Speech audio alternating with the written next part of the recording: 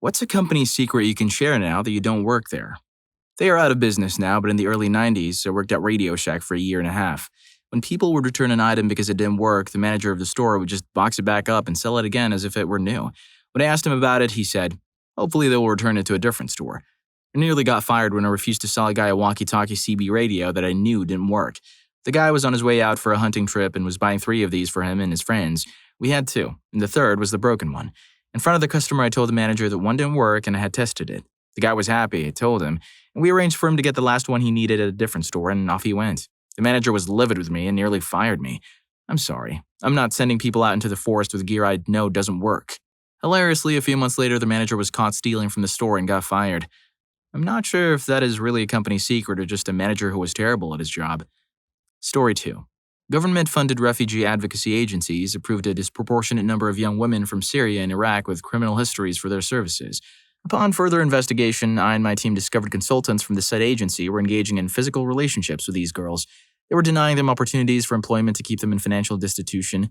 When the girls became desperate, the offer of private employment was made by the consultants. I whistleblow to the organization heads. They thanked me and the consultants were gone the next day. A huge meeting with the senior board, apologies. This isn't the way we do things, speeches and all that. And within 3 months, me and the other 6 complainants and investigators had all resigned from the company for different reasons. On paper, it looks coincidental, but in reality, we were all individually pushed out. 2 of the consultants that were uncovered were doing the worst and were not fired. They were given the option to resign and are currently working at other agencies with vulnerable young women. Story 3. I used to work at a 600-plus room Hyatt. After 11, only 1 front desk person, 1 to 2 housekeepers, 1 phone operator, and 1 cop are there every night in case hammered people cause a scene or bums sneak in. I used to be security from 3 to 11 before getting switched to the front desk. I used to walk through the whole hotel, all 30 floors, and make sure bums didn't sneak in to sleep in the hallways and feast on old banquet food or go up the parking garage stairs. I would walk around with the housekeeping manager because I didn't actually have anything I needed to do. I used to see all the messed up and nasty things people would do to the hotel rooms. The manager used to get called for all the weird stuff, and I would just go with him to hang out and we could joke about it and judge people for being weirdos. Pro tip. If a hotel has carpet, don't touch it with your bare feet. The carpet might get cleaned twice a year, but is vacuumed every time. But you have no idea how many people spill food, every drink imaginable, everything. They have a special ozone machine that fully deodorizes everything in the room, basically fumigating it. Then a little spray on the carpet and good as new. That is crazy, and a little disturbing how well those things work. Pro tip 2. Security at a big hotel was definitely the cushiest job I've ever had. I had free reign and master keys to the entire hotel and all convention and banquet areas. All I had to do was patrol, which entailed me once or twice a night walking by every room in the hotel, making sure all the doors were locked by the end of the night. But this basically gave me 8 hours a day where I didn't have to be anywhere at any specific time. I just wandered around the hotel and hung out with people from all the different departments. I made friends with all the banquet manager girls because I would get called to unlock banquet rooms that the setup team left locked and would help them get all the lights on and make sure nobody was sleeping in there. But I got hooked up with all the banquet foods. There were always extras. There were so many different snacks. Wedding food, bagels, breakfast tacos, breakfast sandwiches, so many cookies and little desserts. I became friends with everyone at the front desk and eventually got moved over there because I thought I wanted to get into the hotel management. Honestly, housekeeping manager is the way to get into hotel management. The front office just gets you yelled at by angry business travelers. I would never go back and work in a hotel now, but if you're in your early 20s or in college, it is highly recommended. Story 4. I used to work at a casino. We have a surveillance team that monitors the cameras from something like a 3 stories high ceiling. They could zoom in on money on the table games and read the serial numbers of the bills. They could see the pips and the dice, but the policy was to never look down on blouses. The team on the floor gets annoyed by the guys in surveillance because they can't be bothered to do their job and give them a lot of, I can't really see anything, when they call them. We also have RFID in all the chips and keep real-time track of the location of all the chips in the casino, whether on the tables or off.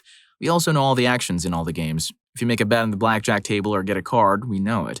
All of that is stored in a database. Man, that means if I pocket a chip from Vegas, will a drone hunt me down because they know where to look for me? Story 5. Your luggage at an airport isn't really handled with care. I work baggage at an airport. Nothing is handled with care. If it's marked fragile, your only hope is nice baggage handlers.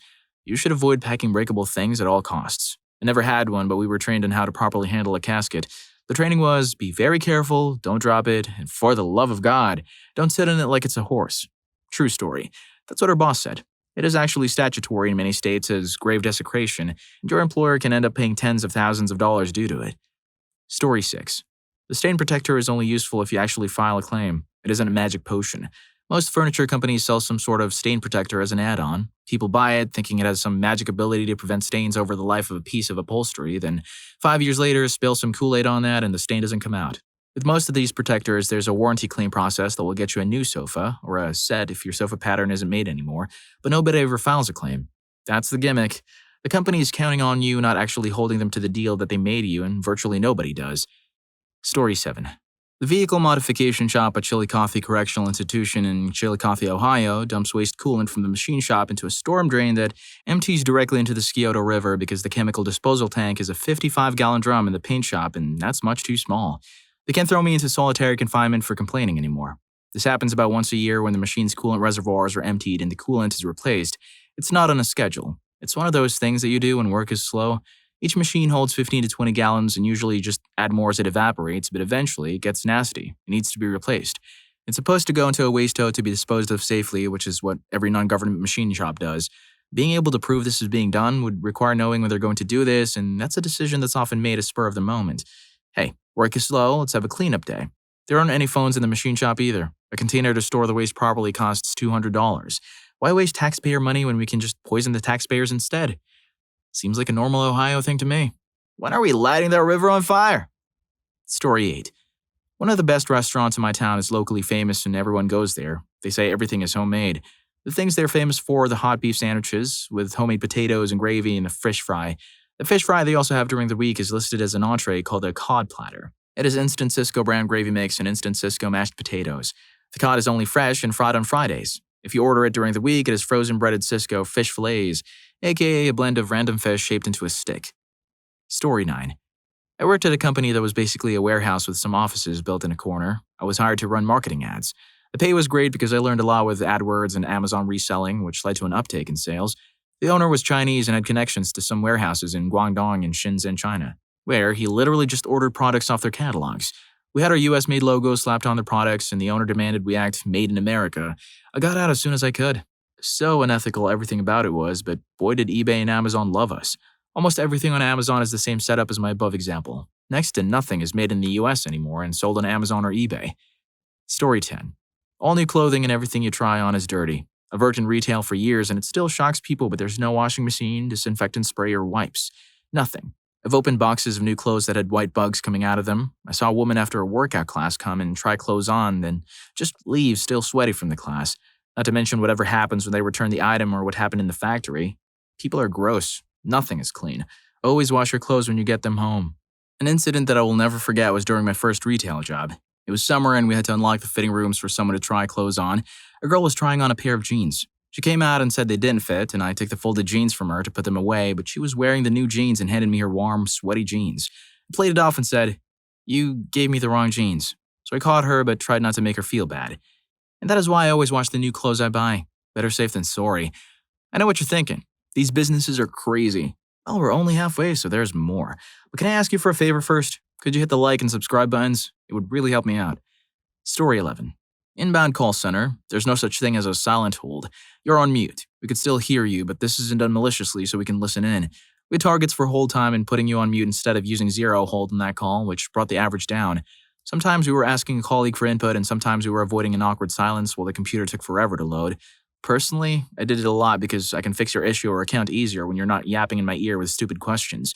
Also, I might want to call the last person you spoke to some very bad words for messing it up in the first place. Story 12. I used to work for a rural ISP. We had one access point within 13 customers, but only 12 IP addresses were provisioned. This means only 12 out of 13 people could be online at any one time. Anytime a customer called from that service area, I would log in and reboot the tower's radios, kicking everyone offline to force DHCP renewals. It always meant whoever was calling in was able to get an IP and got online, but we knew that if all 13 customers wanted to be online at once, we wouldn't be able to service them. I brought it up with management, but they deemed it too expensive to address. I explained that it made us look like a fly-by-the-night shady-as-hell outfit. Since it was a rural ISP, I knew I was not just talking to one person. I was talking to him, his wife, dog, kids, priest, and 5 buddies from the local coffee shop. Make a bad impression on one person, and you might as well take out an ad in their local paper calling the whole town a-holes. I handed it a lot of free months' worth of service working there and would often make the point that credits aren't revenue for justifiable angry customers. Yes, it would have been an easy fix, but the GM was an accountant and cheap. This was one of our APs. We had 10,000 customers, not 13. Some APs, access points, had 80 subscribers connected to them. Some had fewer. The larger APs were properly provisioned with more than enough addresses. This was a one-off tower, but it was always our shame. Story 13. I used to work as a receptionist at an upscale salon. While I was there, the salon introduced a new line of products marketed towards men. Up until that point, most of our products were marketed towards women, but the executives saw that we were getting more male customers. Every item in the men's product line was about half the cost of our other products. The men's shampoo was the same shampoo the salon had been selling for years, but because they put it in black packaging with the word man on it, it was half the price. The owner explained, "Well, men don't want to pay that much for hair products." For the rest of the time I worked there, every time a woman came up to buy that shampoo, I'd tell her that the men's shampoo was the same product for half the price. Shampoo for men? Do you mean a man poo? Story 14. I worked at a comic book store that offered a service where you paid a small premium to send in rare comics to have them graded at CGC. A few months later, we had many customers coming in to check the status of their comics. We contacted the owner to see what was going on, and he would always claim that there was some distribution problem. Fast forward a few months, and we found out he was taking customers' graded copies and selling them online while trying to return back-issue versions of their original comics. My friend and I were managers, and we had absolutely no idea this was happening. It was a smaller town comic shop, and all the customers sending in comics to be graded were good friends of ours. But the plot gets thicker. It turns out his wife was signed up for the business, so the owner wasn't really the owner. We called her and explained what was happening. She was in tears. She came to the shop to meet the wrong customers, and she took graded comics from the owner's collection and let the customers pick out comics equal to the value of their graded comics in return for the mishap. Fast forward a few months. She closed the store, gave us our paychecks, and even some "I'm sorry" money. It turns out the guy was doing all kinds of other shady business. She divorced him, and I'm like 99% sure he went to jail for fraud. He's also banned from CGC and all of the licensed big Comic Cons. So don't worry, he lost that battle. Story 15. I worked at a Petco in Alaska. Apparently, brown or black mice are not allowed up there, only white mice. We got a shipment of a bunch of black and brown mice and had to take them to the vet to be... Also, the animals are literally shipped in a UPS truck and delivered in packages. I would open a package and it would be full of fish, mice, or snakes. You never knew what was coming. It was wild. Luckily, my shift manager was a really good person. She tried her best to help any sick animal and was super diligent about keeping the cages really clean. She would stay after hours to take care of the sick animal in the back and double down on cleaning. When upper management came, they didn't care about how clean anything was. They would yell at us to get more customers to sign up for pet rewards. If I didn't pester every single person checking out, they would get angry and give me point deductions. I have no idea what the deductions even did. One of the upper managers watched me for like 3 hours when I was at the register. He said I wasn't pushy enough to get people to donate or sign up for anything. I will ask once, and if they said no, I will not ask again. That is annoying. He also got mad at me when I didn't clean the birdcage fast enough. It took time away from the register. I'm sorry, I don't want our birds to stand in their own crap for hours. So yeah, I'm going to take my time to scrub that cage clean. Also, don't buy fish from Petco. Pretty much every shipment that came in was infected with ICK. Half our tanks were in quarantine. We had several customers come back saying we wiped out their entire fish tank because of a fish we sold them. Story 16. This isn't a company secret, but I worked part-time at a Domino's franchise in college. The owner was, at first glance, a short-tempered, critical penny pincher who did everything he could to save business money, right down to watching over your shoulder to make sure you didn't put too much cheese in a pizza. Cheese is called white gold in the pizza industry, even back in 2002. But after working for him for a while, you realize why he was so specific about the margins. Twice a year, he would send out generous bonuses, in the form of money orders made out to his employees from his own personal savings account to the college students working for him. The checks or money orders contained the memo line, "Keep learning." The amount of the money orders would be directly correlated to the profit margins of the stores he owned. The dude did legit profit sharing. After I graduated, I heard a rumor that he was trying to start up a small education grant trust that would benefit applicants to the Farmer School of Business at Miami University. But I don't think anything ever came of it. His owner also played favorites when hiring. Every single one of his managers was a former employee. 3 of the 4 managers at his stores when I worked there had graduated from college with business degrees. All 4 of them had a small portion of their education paid for by Marvin Covington. Marvin Covington, an Oxford, Ohio Domino's owner from VV, Indiana, passed away in 2017. That dude knew how to do business and did it right. It sounds like that dude is a real leader. I have mad respect for him. Story 17. I have 2 stories. First story. Ford parts from Mexico are way more reliable than Ford parts from Detroit, or at least they were before 2020. I worked in Detroit and we had some customers who were fussy about us always doing repairs with Michigan parts, but when we had a problem that wouldn't stay fixed, we would always secretly switch to the Mexican parts, which did solve things. Second story, I was a prison guard a decade ago and we installed some facial tracking software in the surveillance cameras. One of the inmates panicked while cleaning the unused solitary confinement cells, which is usually a desirable job. It's easy and nobody pays attention to you, and he insisted that he be moved out of that job because there was a ghost. The ranking officers decided to check the new cameras, and the security software claimed it saw a face behind the inmate at the same time as he was visibly startled in the camera footage. We're all aware there are mundane reasons why a new facial recognition system would think it saw a ghost, but since the inmate and the security software both thought there was a ghost, it was decided that the inmate should be immediately transferred at no penalty. Story 18. I worked in the seafood industry for many years. Two things immediately come to mind. First, don't ever buy the pre-marinated cuts of fish that are sometimes for sale at the counter. Those are cuts that are about to turn bad or already have, and the marinade is only there to mask the poor quality and smell.